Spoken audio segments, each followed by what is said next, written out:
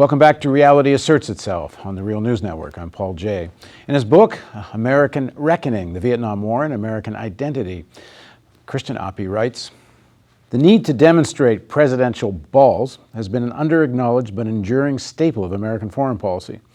Aggressive masculinity shaped American Cold War policy and still does. Deep-seated ideas about gender and sexuality cannot be dismissed as mere talk. They have explanatory value. U.S. policy in Vietnam was driven by men who were intensely concerned about demonstrating their own and the nation's toughness. As every other justification of the war grew threadbare, it became increasingly important to appear firm." Now joining us in the studio is Christian Appy. Thanks for joining us again. Welcome. So one more time, his latest book is American Reckoning, the Vietnam War and Our National Identity, and Christian teaches history at the University of Massachusetts, Amherst. So this has always seemed to me, this need to portray firmness and strength and so on. It's akin to like a loan shark, and it's actually a lot akin to a loan shark, given how much of American commerce is based on lending people money, and I shouldn't say people, lending countries money, and assuming they're going to pay back. And for most loan sharks, you got to break some knees once in a while to make sure people pay you the exorbitant interest you're trying to collect. But talk about this need to project toughness, and start with Kennedy in Vietnam. Well, Kennedy early on in his presidency suffered a couple of real blows to his reputation, most obviously when he supported orchestrated the invasion of Cuba in an effort to overthrow Castro, which at the Bay of Pigs, and it was a debacle and it failed. Every one of the Cuban exiles that was trained to carry out the operation was either killed or captured, and Kennedy was forced to actually pay ransom to get the prisoners back. So what was to be a secret operation was quickly exposed, and he felt it as deeply humiliating. And then later that same year, he met for the first time with Khrushchev, and Khrushchev effectively kind of bullied him. And once again, Kennedy felt that he had not demonstrated his presidential gravitas, and I was already beginning to look at foreign policy interventions. Can I just add one thing? Sure. Internally, taking tremendous flack from some sections of the military, and certainly the whole conservative punderapis, can't say it, but you know what I mean, about being weak. Yes. I mean, why didn't he go in with a full-fledged invasion of Cuba? Right.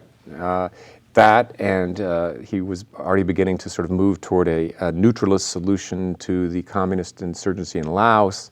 So he was beginning to think that maybe Vietnam would be the place to assert American credibility and power. But before that really began to develop, we had the Cuban Missile Crisis, and this for him was a great boost to his reputation and to his reputation for strength and steely resolve. Really quickly, some of our viewers don't know what that is. Yeah, well, the United States discovered through U-2 reconnaissance photographs that the Soviet Union, the spy plane, that the Soviet Union was beginning to install medium-range nuclear missiles in Cuba. In response, actually, to the U.S.-backed invasion, they were put there as a kind of deterrent, really defensive, though of course all nuclear weapons are almost by definition dangerous. And also there were the United States had weapons in Turkey, which were awfully close to Russia. Exactly, and indeed you speak to what the exact resolution of the missile crisis. Kennedy made clear on television that it would not be tolerated. Interestingly enough, he couldn't tolerate it because he had made a speech a couple of months earlier saying that if offensive weapons were put on Cuba by the Soviet Union, he would not allow that. And once it happened, he asked some advisors, does this really change the balance of power in the world?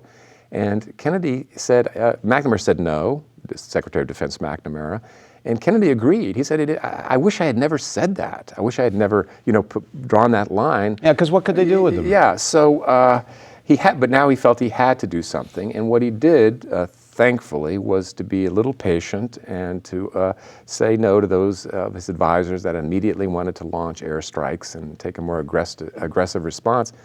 they negotiated a settlement. So it really was diplomacy, not bluster or militarism that solved the crisis. They were willing to say to the Soviets, okay, we will publicly promise never to invade Cuba, and privately we'll agree to remove our missiles from Turkey that are threatening, are very close to your borders.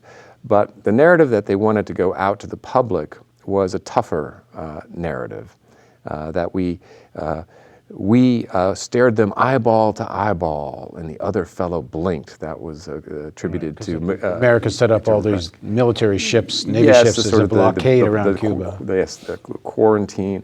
And Kennedy even went so far as to suggest that Adlai Stevenson, who was representing us in at the United Nations, had wanted to sell us out, had wanted a quote-unquote Munich, because he had advised that we remove our missiles from Turkey to solve the crisis. And that's exactly what did solve the crisis, but Kennedy didn't want anybody to know that, so he actually threw Stevenson under the bus as a weakling. Anyway, he told people that Kennedy bragged in private to friends that he had cut off Khrushchev's balls.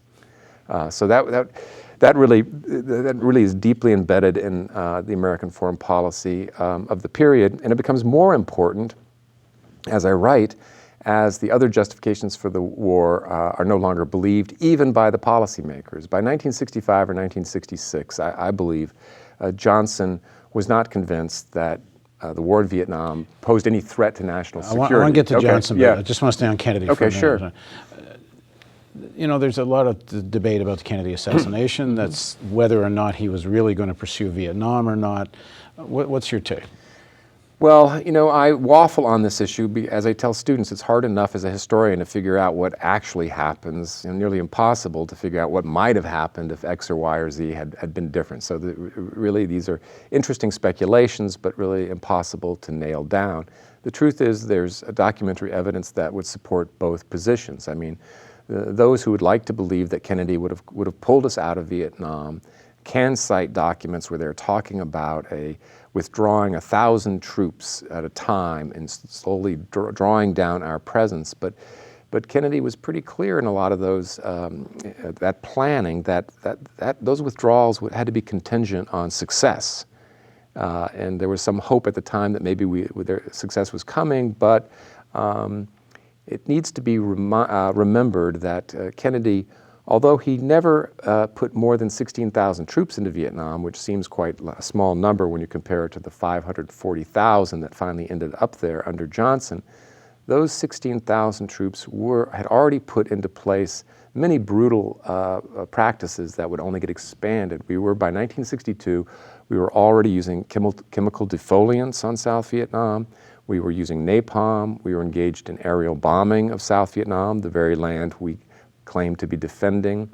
And we were already beginning the forced relocation of people from the rural countryside into what were then called strategic hamlets. Concentration camps. Effectively concentration camps. So all of that had begun, and even on the last day of his life, he gave a speech that morning, or maybe it was the night before, I think it was that morning, in which he reaffirmed the necessity of America's standing against communist aggression in South Vietnam. That was to a Texas audience, but he did tick off all the ways in which we had built up the military and were. I interviewed Gore Vidal a few times, and got to know him fairly well, and he knew Jack Kennedy, President Kennedy, fairly well. I think he was a step brother to Jackie Kennedy.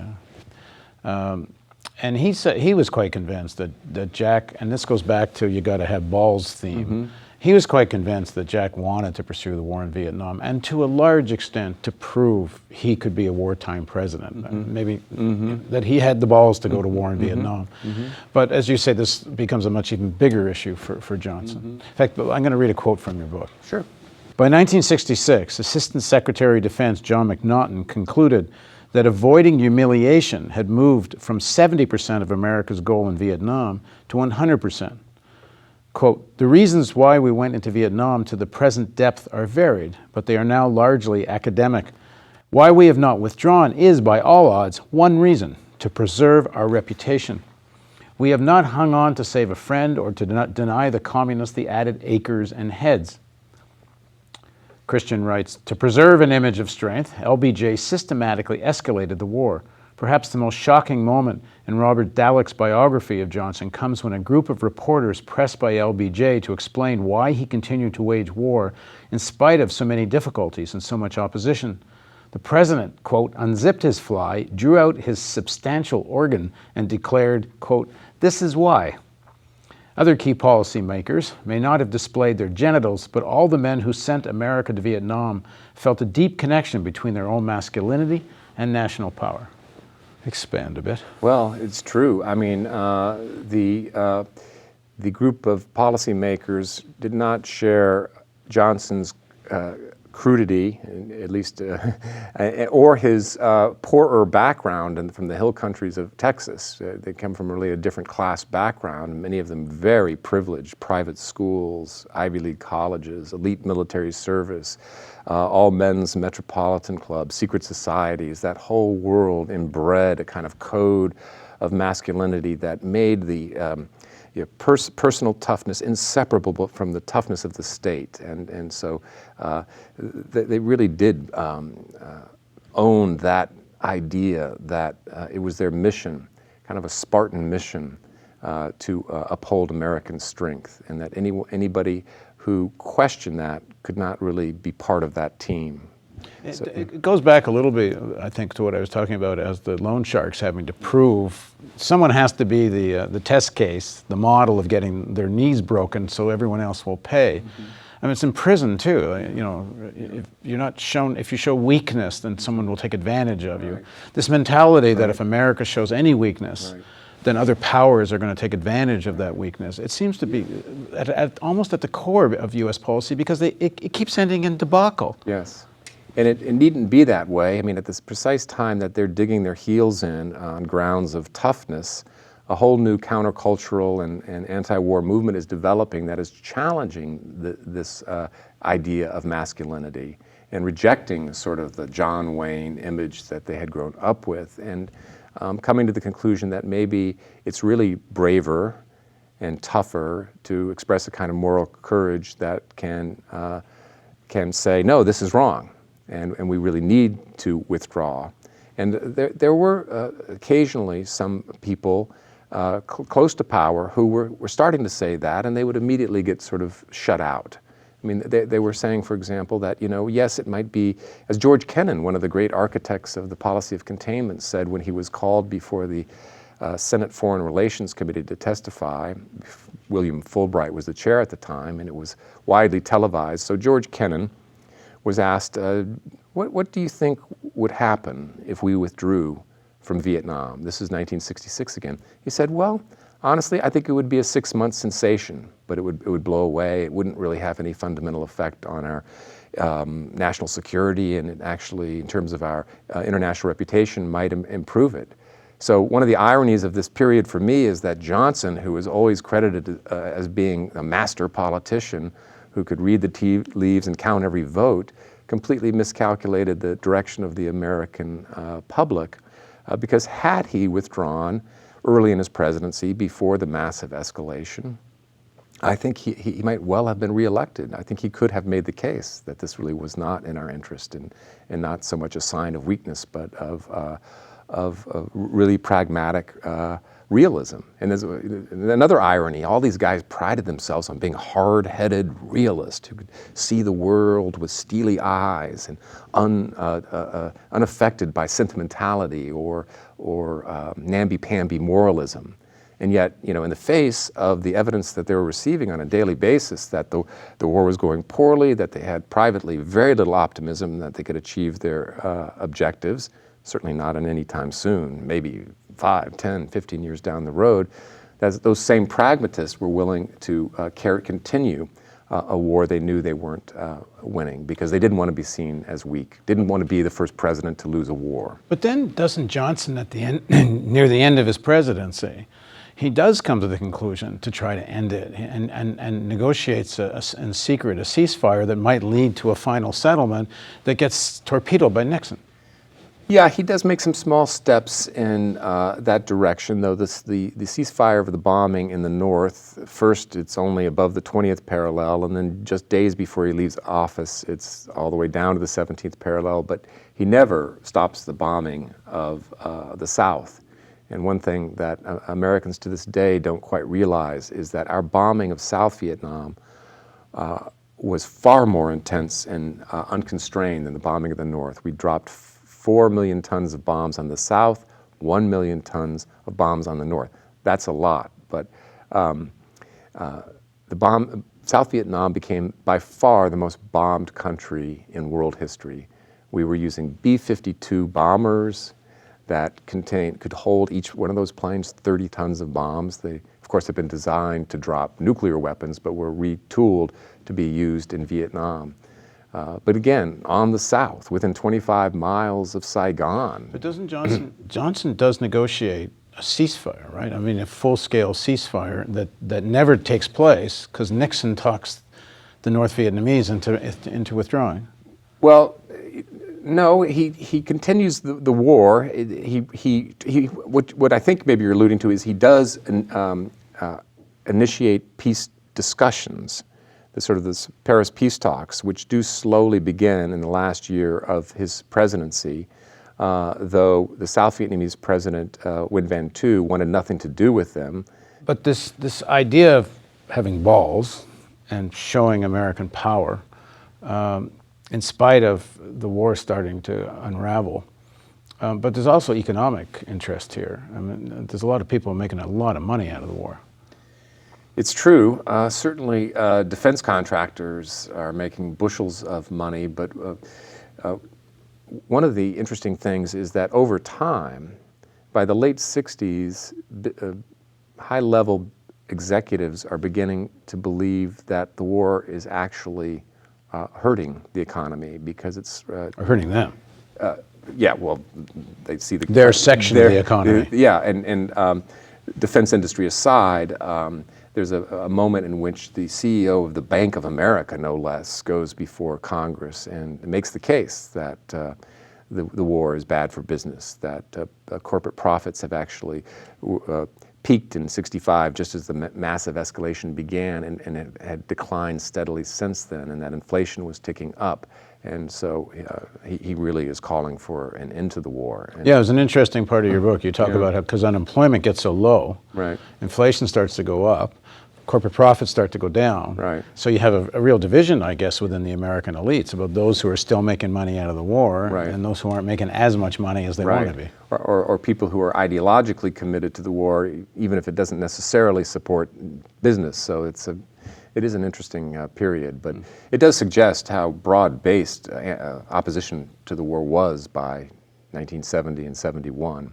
For some of our younger viewers or people that forget, let's just remind people, this isn't just when someone wants to continue a war because they want to pull their organ out of their pants. They want to prove how tough they are, prove how tough America was. Just remind us again how many people suffered and were killed in the war. Well, now the best estimate for the number of Vietnamese, the Vietnamese say that 3.8 million were killed during the American phase of the war. And former Secretary of Defense McNamara, before he died, said he has every reason to believe that they were correct. American historians tend to say that it was at least 2 million.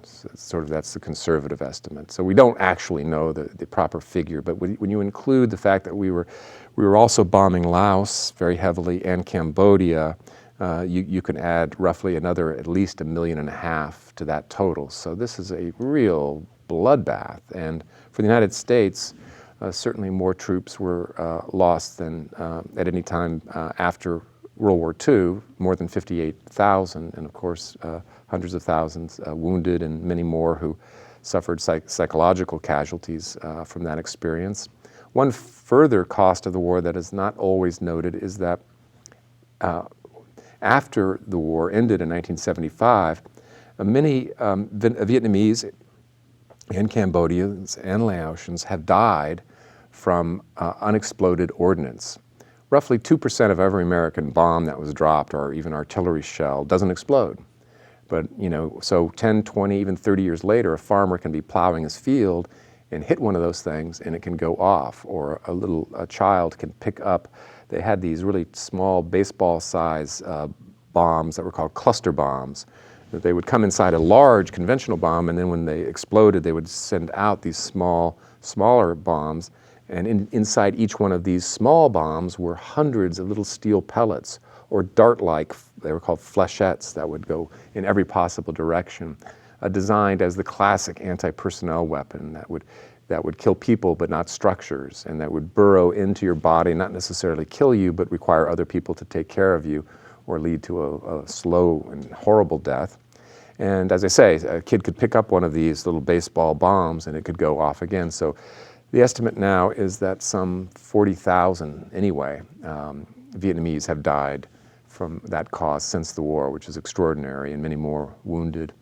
And when you look at American media and this narrative of American exceptionalism, the real victim of the Vietnam War was America. And Right. we're going to get into the America as victim narrative in the next segment of our interview with Christian Appy on Reality Asserts Itself on the Real News Network.